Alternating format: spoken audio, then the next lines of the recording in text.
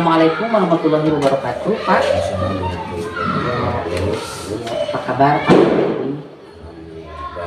Ya, saya Marina Rahayu, Pak, dari calon guru penggerak angkatan 10. Saya ditugaskan untuk memenuhi tugas modul 3.1, yaitu akan ditugaskan untuk melaksanakan wawancara dengan pimpinan, yaitu dalam hal ini Bapak adalah kepala sekolah saya, yaitu untuk terkait pengambilan keputusan yang berkaitan dengan hal-hal yang terjadi di sekolah ini, ya Pak.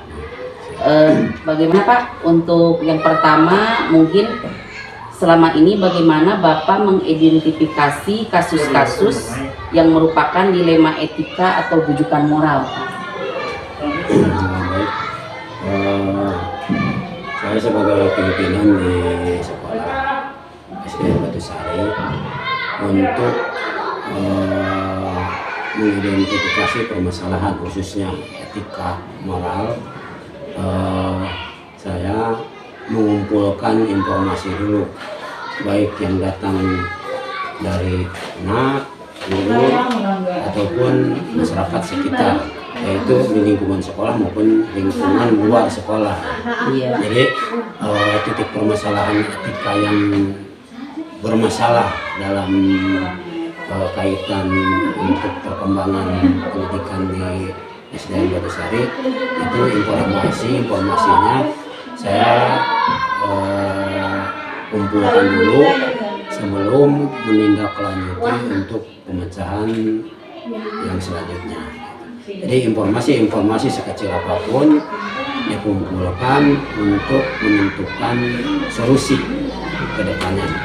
Jadi Bapak sebelum melakukan pengambilan keputusan, Bapak kumpulkan dulu informasi supaya nanti Bapak bisa mengambil keputusan apa yang tepat terkait kasus tersebut. Ya, seperti itu. Ya, baik Pak. Nah, kemudian Pak, selama ini bagaimana Bapak menjalankan pengambilan keputusan di sekolah, terutama untuk kasus-kasus di mana ada kepentingan yang sama-sama benar dan sama-sama mengandung nilai-nilai kebajikan? Untuk pengambilan keputusan pemecahan permasalahan etika itu, setelah tadi informasi yang terkumpul, informasi dari berbagai kalangan, berbagai lapisan, tadi saya katakan di depan, yaitu dari siswa, dari rekan kerja guru, maupun dari luar sekolah, masyarakat sekitar di lingkungan sekolah. Ini kan perlu ditindaklanjuti. Setelah ada informasi tentang kasus-kasus etika atau moral di SDN Batusari, saya berusaha untuk mengumpulkan rekan kerja. Setelah ada informasi tadi, saya mengambil atau bermusyawarah untuk mufakat tentang bagaimana ada kasus ini untuk cara pemecahannya. Tapi dititik beratkan, walaupun misalkan ada kasus yang sama dan ada solusi yang berbeda lah gitu. Ini menitik beratkan bahwa saya selaku pimpinan mengambil kebijakan untuk tindak lanjut pemecahan masalahnya itu yang tidak banyak merugikan kepentingan sosial anak dan kepentingan mungkin yang ada di masyarakat yang tidak bertentangan dengan masyarakat. Jadi pengambilannya itu yang terbaik untuk perkembangan anak itu sendiri. Berarti terkait hal ini dari rekan-rekan atau dari anak buah masukan-masukan juga diperlukan ya Pak. Yang penting dibicarakan dulu, yang penting berarti agar mendapat hal-hal yang terbaik buat si anak tersebut mungkin Pak. Kemudian Pak, terkait hal ini langkah-langkah atau prosedur seperti apa saja yang biasanya Bapak lakukan selama ini? Prosedurnya mungkin apa dulu yang dilakukan? Untuk prosedur tindakan penyelesaian permasalahan ketika itu tadi mengumpulkan informasi sekecil apapun, terus berembuk dengan rekan sejawat untuk tindakan pemecahan solusi untuk pemecahan masalah ini. Dan selain itu saya juga akan berkonsultasi dengan komite khususnya yang kaitannya orang luar sekolah yang berorientasi untuk memajukan di sekolah. Selain untuk berkolaborasi dengan rekan sejawat, saya juga akan berkonsultasi dengan pimpinan atasan, yaitu sebagai pengawas ataupun dari kantor dinas Korwil, koordinator wilayah pendidikan Kecamatan Bogor Barat, khususnya karena Batusari ada di Kecamatan Bogor Barat. Jadi mungkin berkesinambungan pemecahan masalahnya, selain untuk dengan rekan-rekan guru yang ada di rekan sejawat di SD Batusari, dengan masyarakat lingkungan di SD Batusari, juga tidak lupa saran dan pendapat di sini diminta ke atasan yang setinggi lebih dari saya lah, yaitu sebagai koordinator wilayah kecamatan. Terkait hal ini Pak, kan tadi Bapak sudah berkoordinasi dengan berbagai lini ya Pak, baik Mas Jawa atau sesuatu yang ada di atas Bapak. Menurut Bapak, hal apa saja yang selama ini sudah Bapak anggap efektif dalam pengambilan keputusan pada kasus dilema itu? Karena etika itu adalah berkaitan dengan moral atau dengan kebiasaan yang buruk, mungkin dianggap buruk oleh masyarakat di sekitar lingkungan, baik itu di dalam maupun di luar sekolah, formal dan non formal. Jadi langkah-langkahnya untuk di sekolah, saya memprogramkan hal-hal tentang kebersamaan, karena dengan kebersamaan akan timbul rasa persatuan dan kesatuan di diri anak itu sendiri, sehingga tidak ada mungkin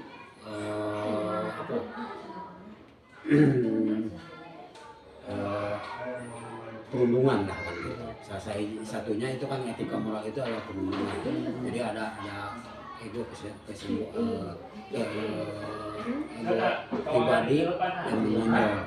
Jadi kalau ada kebersamaan dengan program-program misalkan dengan tadi ada yasinan, ada acara di sekolah itu, terus belajar bersama berkelompok, itu mungkin langkah-langkah yang telah diambil oleh sekolah yang mungkin saya anggap baik untuk penyelesaian etika moral itu.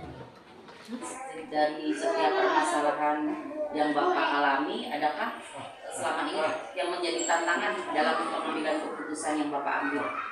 Dalam pengambilan keputusan yang saya ambil, tantangannya itu mungkin koordinasi antar rekan. Kadang-kadang kan banyak pendapat, terus yang mungkin untuk pengambilan keputusan itu perlu teliti untuk mana yang lebih baik untuk pemecahan masalah ini. Dan mungkin di sekolah ini tadi saya mengatakan dengan komite yang untuk pemecahan masalah ini, yang menjadi kendalanya itu komitenya kan kalau di daerah itu banyak kesibukan kan, gitu. Jadi mungkin dalam hal ini untuk bekerja sama dengan komite itu agak sulit. Mungkin itu aja, tapi tidak menutup kemungkinan saya pernah melaksanakan itu untuk tetap satu arah, satu tujuan untuk kebaikan di SDN Batu Sari ini dengan komite, dengan rekan sejawat maupun dengan atasan. Berarti tantangannya bisa dihadapi supaya bisa dikoordinasikan lebih baik. Selanjutnya Pak, mungkin dalam penyelesaian masalah ini adakah jadwal atau tata cara tertentu dalam sebuah penyelesaian dilema etika ini? Apakah Bapak langsung melakukannya di tempat atau ketika terjadi kasus tersebut Bapak langsung, atau bagaimana, seperti apa prosedurnya Pak? Kan tidak mungkin ya kalau masalah etika itu begitu ada muncul permasalahan itu harus langsung ditindaklanjuti hari itu atau waktu itu. Tadi itu karena ada prosesnya, kita tanyakan dulu kan gitu ke anak, bersama dengan orang tua wali murid, dengan berkunjung ataupun dipanggil. Ini titik permasalahannya itu bagaimana? Apakah anak itu kan masih dalam masa perkembangan, tidak semuanya bahwa anak itu dianggap nakal atau ya ada kenakalan anak lah gitu.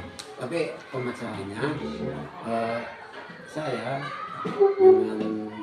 dengan bermusyawarah atau berkolaborasi dengan rekan sejawat baik di sekolah dan orang tua wali murid, dan dengan bimbingan atau saran pendapat dari atasan, dari khususnya dari Korwil, pengawas dan kepala wilayah kantor ya, untuk menemukan solusi-solusi itu. Jadi untuk permasalahan etika itu saya tidak bisa langsung menjas bahwa anak ini bersalah. Jadi perlu diinformasi dirembukan dulu solusi-solusi untuk menangani permasalahan-permasalahan ini. Terkait ini Pak, tentu kan Bapak tidak sendiri, tadi ada kolaborasi. Kira-kira adakah orang atau faktor apa yang selama ini mempermudah Bapak untuk membantu Bapak menyelesaikan terkait pengambilan keputusan dalam kasus dilema etika ini? Mungkin boleh itu hal-hal ataupun mungkin seseorang yang bisa membantu Bapak mempermudah pengambilan keputusan ini. Bisa dibilang seseorang mungkin Pak. Nah, saya kira kalau untuk seseorang tidak ya intinya ada kepercayaan antara pimpinan di sekolah ini dengan rekan sejawat, dan tidak ada saling bertentangan lah gitu, karena tujuannya sama, menyamakan persepsi untuk memajukan dunia pendidikan lah gitu. Jadi akhirnya tantangan-tantangan itu tidak untuk dikan satu orang lah gitu ya.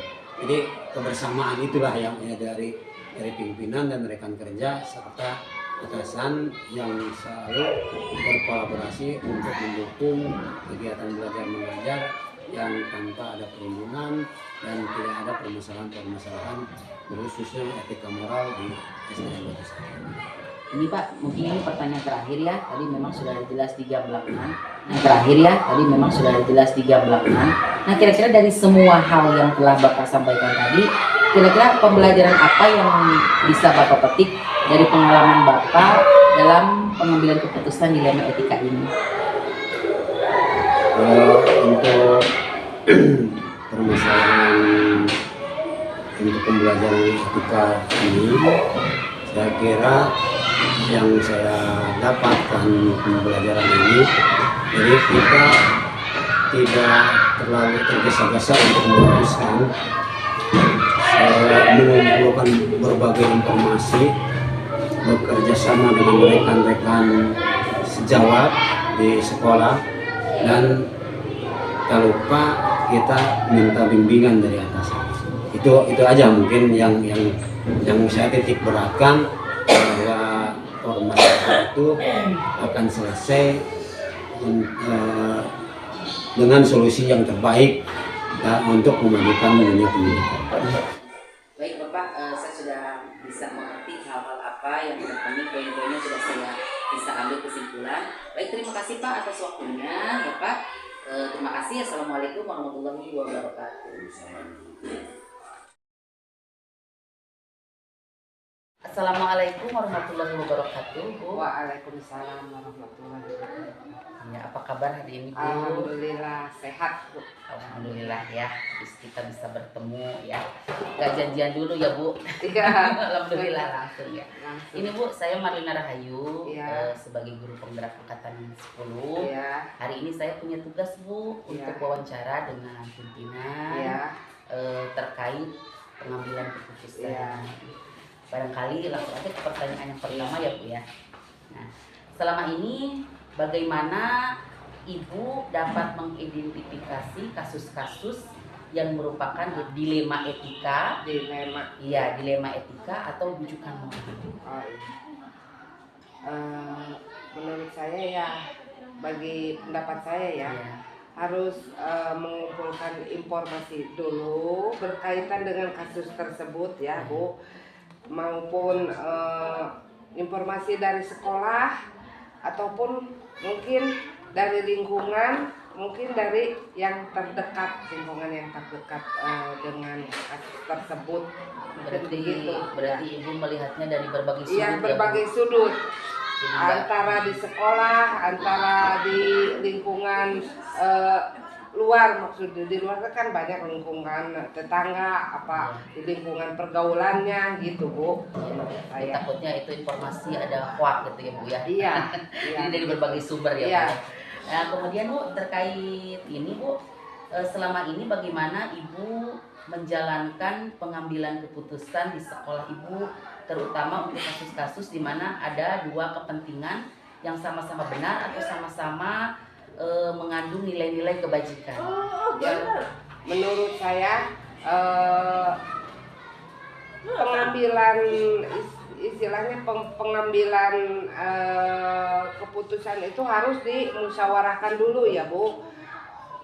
Bagi rekan kerja sama rekan kerja, misalkan sama kepala sekolah gitu. Jadi harus istilahnya keputusan yang saya ambil itu harus benar-benar ada dukungan dari orang lain Bu. Karena tidak bisa Keputusan bersama tidak gitu. bisa mengambil Tidak, keputusan ya tidak bisa sendiri. saya sendiri harus begini, tidak bisa Bu. Jadi harus ada ini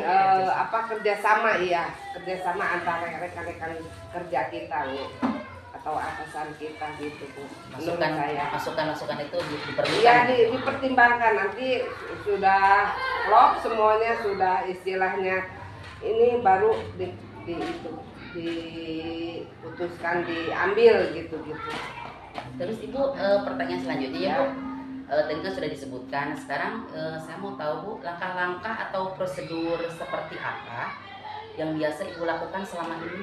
Prosedurnya yaitu mengumpulkan istilahnya informasi atau meninjau lah ke lingkungan luar atau di lingkungan sekolah, menunjukkan kita peduli istilahnya, peduli ke kasus tersebut. Istilahnya kita harus meninjau informasi ke berbagai sumber gitu Bu. Bermusyawarah, sudah ada informasi dari istilahnya dari luar, dari lingkungan sekolah, kita bermusyawarah untuk istilahnya mengambil keputusan yang terbaik dari informasi tersebut Bu. Jadi mungkin kalau sudah kita bermusyawarah, kalau nanti kita mengambil keputusan tidak ada yang disalahkan Iya, Bu, karena itu tidak kan ada sudah disalahkan. ini. Jadi bukannya Ibu aja gitu. Jadi kita harus memutuskan semuanya, ini langkahnya bagaimana selanjutnya gitu Bu. Dan Bu, terkait ini ya Bu, hal apa saja, kan selama ini Ibu sudah Iya. ada obrolan dengan rekan-rekan Iya. sejawat, hal apa saja yang selama ini sudah Ibu anggap efektif Ya. dalam pengambilan keputusan pada kasus dilema etika ini? Ya satu ya musyawarah dulu tadi. Terus kita saling menghargai pendapat orang lain, saling menghargai istilahnya dukungan orang lain gitu istilahnya, maksudnya rekan-rekan kerja gitu di sini gitu Bu, saling menghargai dan menghormati aja gitu. Mungkin kalau sudah saling menghargai menghormati, keputusannya bisa diambil kan, kita menghargai seseorang yang istilahnya ada ide bukan saran pendapat dari orang tersebut, kita kan harus menghargai, bukan kita diambil keputusan salah sendiri gitu kan. Berarti itu yang dianggap efektif sekarang, kerjasama dan saling menghormati, saling menghargai gitu.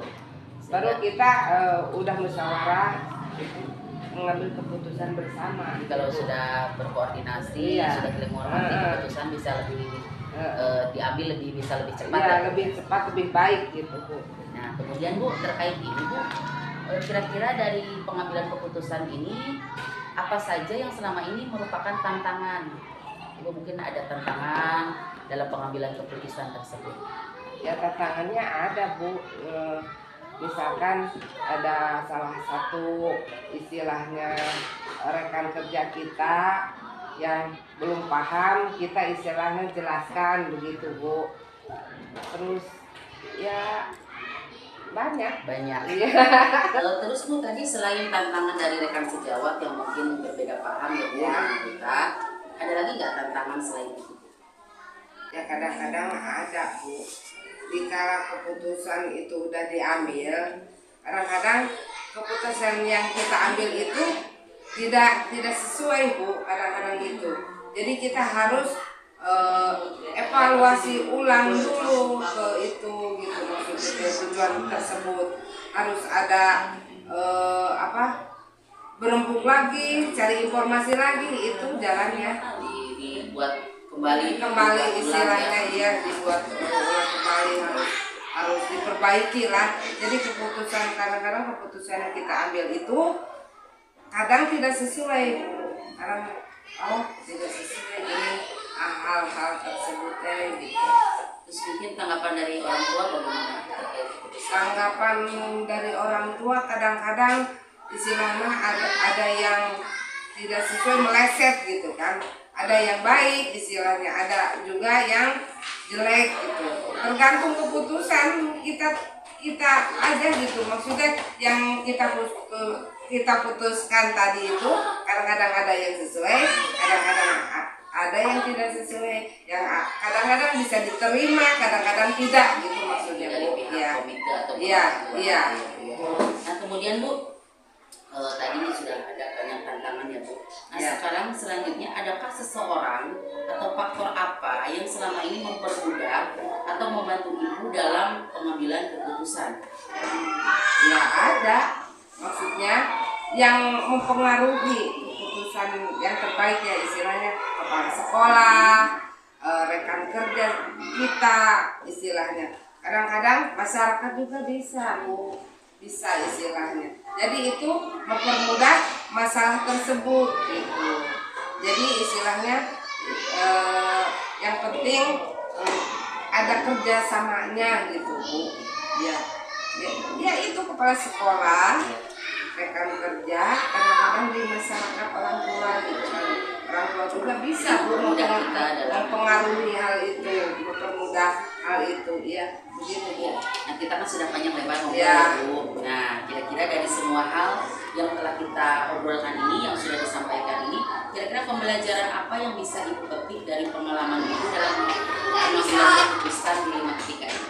Ya pembelajaran dari hal tersebut itu yaitu ya kita lebih dewasa mengambil keputusan tersebut, kita akan lebih dewasa istilahnya. Jadi kita harus menghargai orang lain yang terpenting gitu kan, menghormati pendapat orang lain gitu Bu.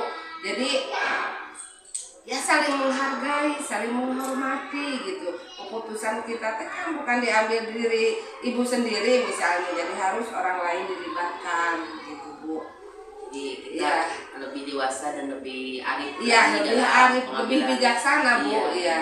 Meskipun ibu istilahnya punya keputusan, tapi orang lain kan ada istilahnya pendapat yang lain. Jadi kita harus bisa menahan mungkin keputusan orang lain, kita berbuka bersama-sama sama keputusan ibu gitu Bu. Bagaimanapun mencari solusi terbaik. Ya, solusi terbaik dalam hal itu Bu. Ibu, barangkali itu pertanyaan terakhir. Ya. Terima kasih Bu atas waktunya sudah mengganggu ya Bu. Ya, ya. Terima Enggak kasih Bu. apa-apa Bu. Ya. Terima kasih. Ya. Assalamualaikum warahmatullahi wabarakatuh. Waalaikumsalam.